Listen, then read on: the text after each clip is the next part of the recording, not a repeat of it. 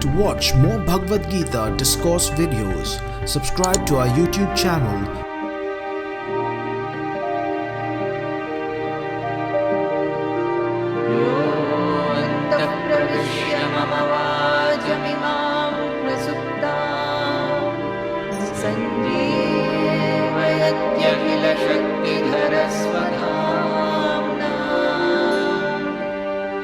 Krishna also points out what is the end point of this yoga practice. What? What is the end practice? Every day, I practice samatva, samatva, samatva, samatva, samatva, samatva. Then what? He says, listen. Yada te mohagalilam buddhir vyaditarishyati tadagantasi nirvedam srotavyasya sutasya cha. 252. 52nd verse. Yada te mohagalilam buddhir vyaditarishyati tadagantasi nirvedam srotavyasya sutasya cha. Yada te mohagalilam buddhir vyaditarishyati. Arjuna, you came with a lot of hope and fervor to the battlefield. After coming here, you wanted me to drive the chariot and station it in a proper way so that you can examine all the armies and decide upon your strategy. I did it. My dear Arjuna, are you a child? Are you a child? How many wars have you fought?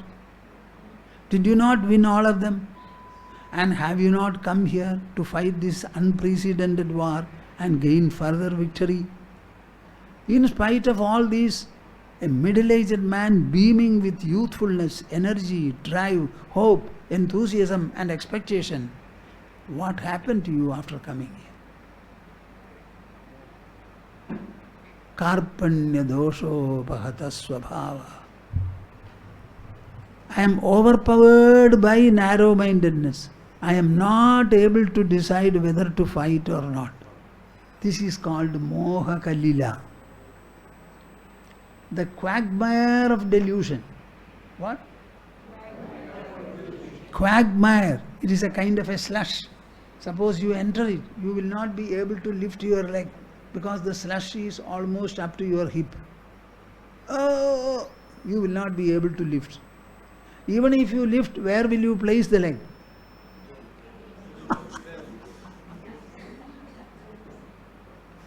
That quagmire of delusion, whatever I think is wrong. So that quagmire of delusion, that is what he admitted and said, tell me what is Shreyas, lift me up from this state, you are my Guru, I am your Shishya. This is what he said. This state you will transcend, that is yoga, he says. Yada te buddhihi mohakalilam vyaditarishyati. When your intelligence clearly crosses or overcomes that delusional quagmire. How do I identify it? I identify it in this manner. Tada gantasi nirvedam srotavyasya sutasya ja.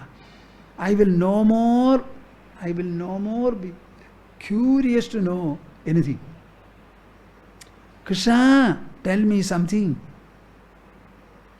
If Krishna comes to me, Swami, you are explaining my Gita very well. I have come to compliment you. Okay, very good. Please go back. No, I have some correction to say. In what I said, there was a mistake, I will correct it. I will say, Krishna, no correction I need. You get corrected.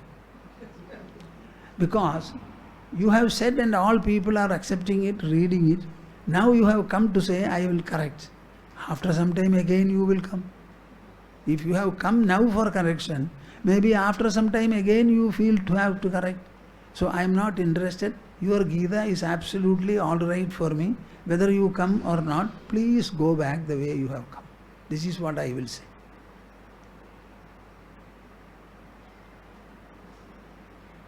You will not say, na? You will look for tulasi leaf to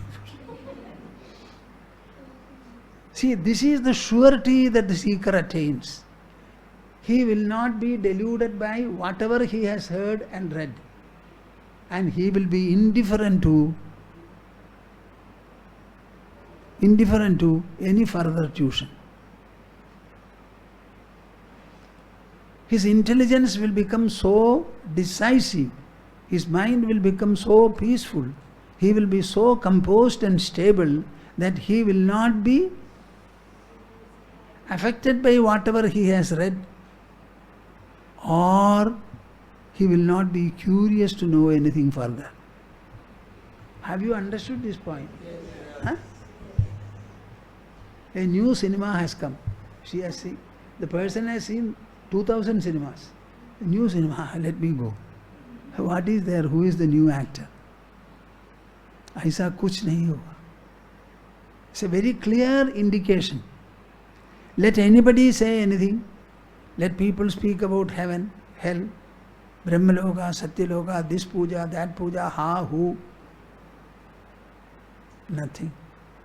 Tada gantasi nirvedam. You will attain an enlightened indifference, as a result of which whatever you have heard and what is yet to be heard, you will not be interested in. Again, Shruti vipradipannate yada sthasyati nischala samadha vachala buddhi tada yogam avapsyasi. What is that yoga attainment? Krishna explains it very well as a part of his exposition. Shruti vipratipanna te buddhi. Your intelligence, which is now assailed by doubts, listening to and reading about conflicting versions in our scriptures. What? The other day somebody asked me, Swamiji, Gita says that the soul goes to another body. See the soul goes to another body. So what shall we do? When we die, we will go to another body. This is the doubt. Gita has clearly said, nobody is born, nobody dies. Poor pitiable soul. That particular sentence never strikes her. And she is asking a question. After some time you will pick up another verse, again ask another question. Kab rukega? So Shruti vipradipannate buddhi. By reading or hearing conflicting versions from our own scriptures, when your intelligence remains stable and unflickering within your own body, that is yoga. What? At this point, I would like to say, yoga is not self-realization. Yoga is not self-seatedness. It is, on the other hand, the stable and unflickering nature of your very intelligence. When the intelligence becomes unshakable, unaffected by whatever you have heard, whatever you are going to hear, you should not be dislodged by anything. That stability and poise of the intelligence itself is yoga. No further self-knowledge, self-merger or anything is required. You may meditate and get absorption for 1000 days. Even then, when you take up the vyavahara and interaction, you will feel shaken and dislodged. That dislodgement should not be there. When you are able to be sure, that surety, stability, poise, composure, and that inner fullness, that is the yoga. It is characterized by the unflickering nature of your intelligence. See, this is a statement nobody makes. They will all speak about dhyana yoga, etc. and say something. After doing meditation, what? Does the meditation accompany you throughout the day, or your intelligence alone accompanies you? Your mind and intelligence alone accompany you wherever you go and whatever you do. So explain to me spiritual attainment in terms of your intelligence and mind. This is it. Shruti vipratipanna te buddhi. The buddhi which is now vacillating by listening to the conflicting versions of the scriptures. Samadhau, in your own inside. Achala nischala chasthasyadi. It remains firm and unshakable. Then that position is called yoga.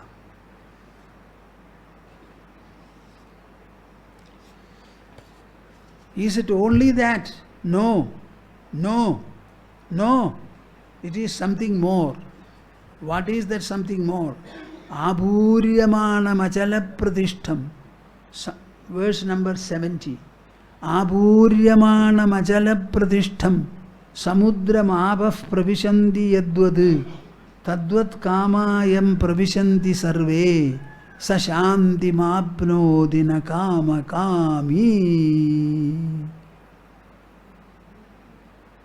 Who is that wonderful man who will attain perennial contentment, perennial placidity, perennial quietude? Is he the man?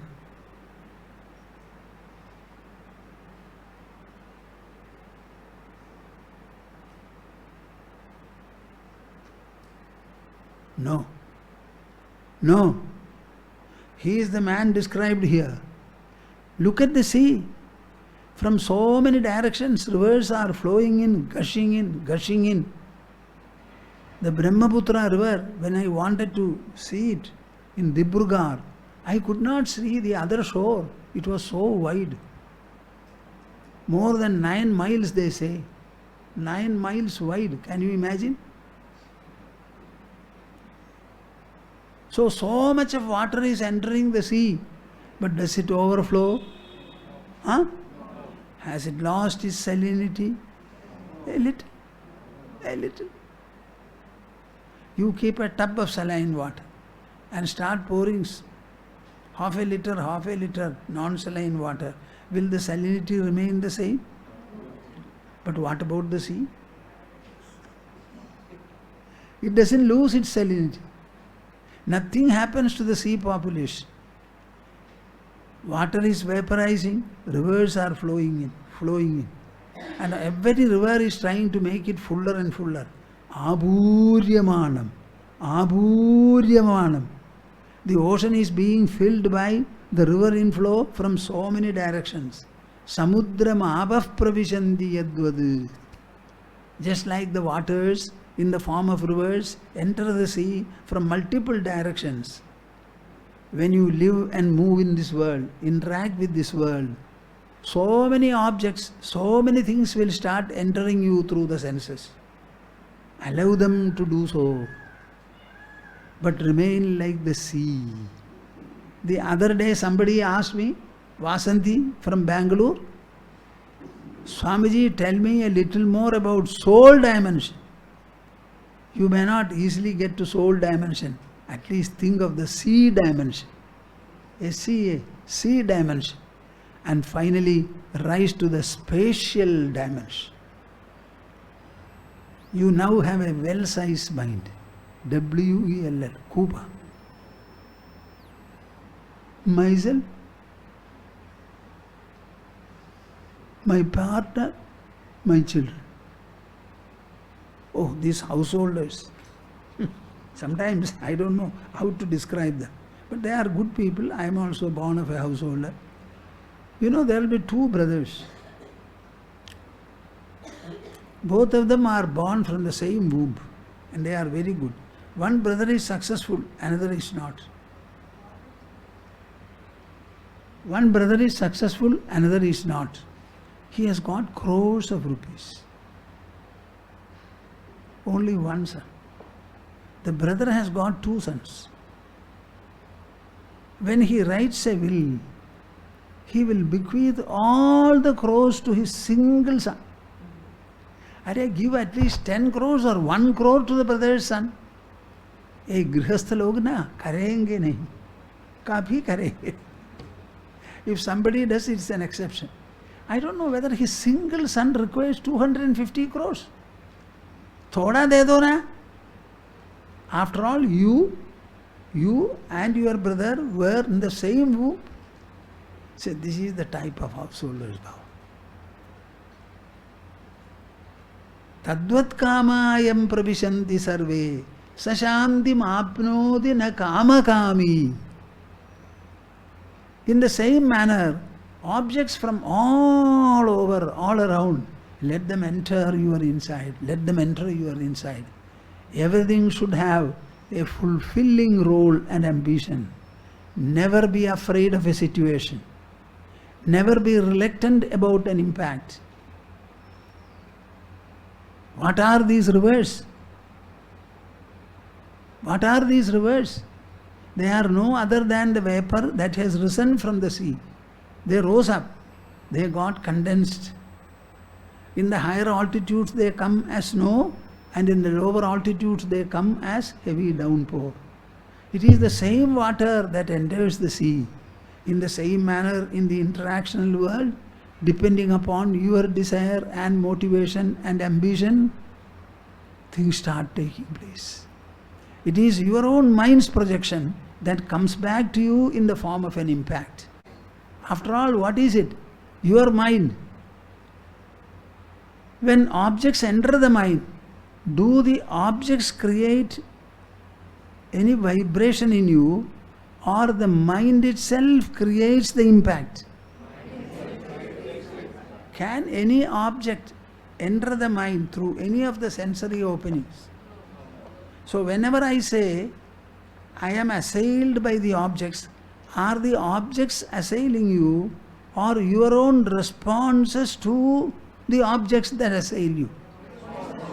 Your responses are mind's creation. So it is the mind products that assail the mind.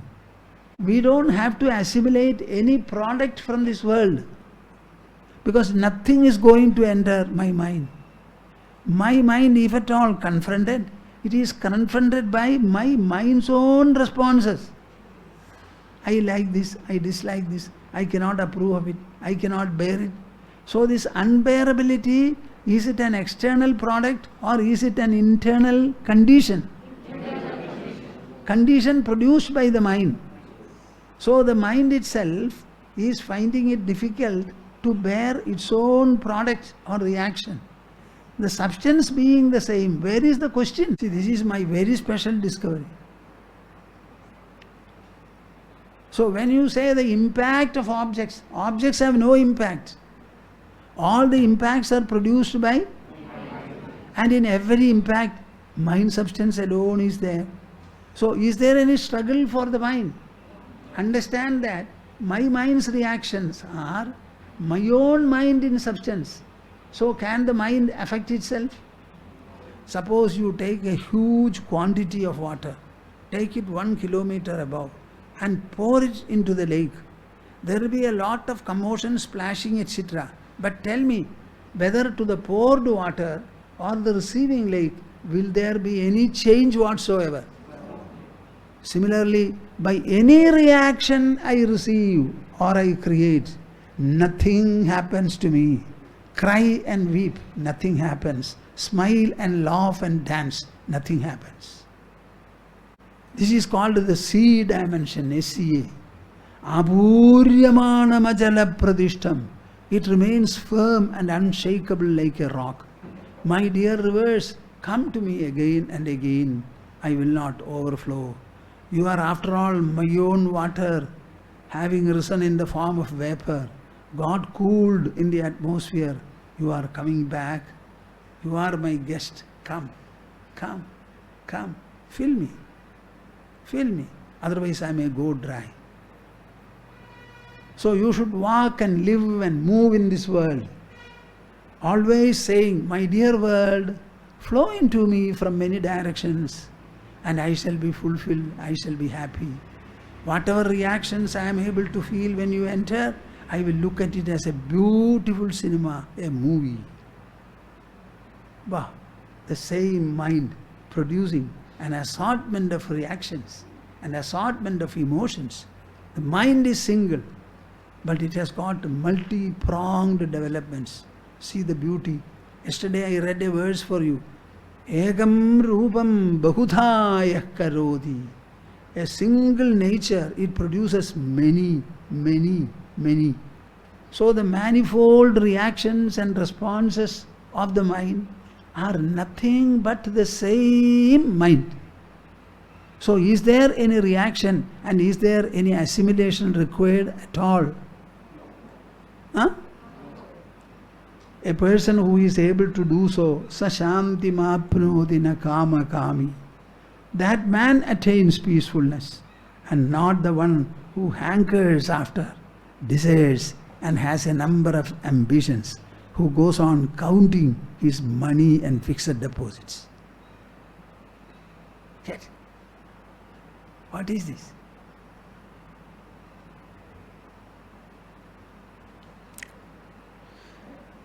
This is why I call Bhagavad Gita an interactional sadhana. He concludes the proposition saying, Esha brahmi sthiti partha nainam prapya vimuhyati sthitva syam antakalepi brahmanirvana mrchati. You know what does it mean? This is the brahmi sthiti. He started from atma sthiti, meditative absorptional state. Now it is an interactional fulfilling state. An interactional fulfilling state. You know, Krishna, finally after having spoken to Duryodhana, and Duryodhana raising a number of questions and accusations, etc., finally Krishna said, let us leave him, he will die soon, let us go. And you know, Krishna was saying, we are going to break the news of all these people dying to Gandhari, etc. So we should prepare ourselves. We should start shedding a lot of tears and then go. And Krishna went there tearfully. You cannot break the news. I said, beating the drum, your son has died. So they were preparing to break the news with a lot of tears, gasping, oh, it has happened, what can be done? Krishna was preparing to go tearfully to break the news. So you can smile, laugh, get angry, whatever you want to do. But the position should be this. This is called the Brahmi Sthiti, the full Sthiti. After attaining it, nobody will become deluded. Even at the end of life, you can have an entry into this wonderful state and remain fulfilled.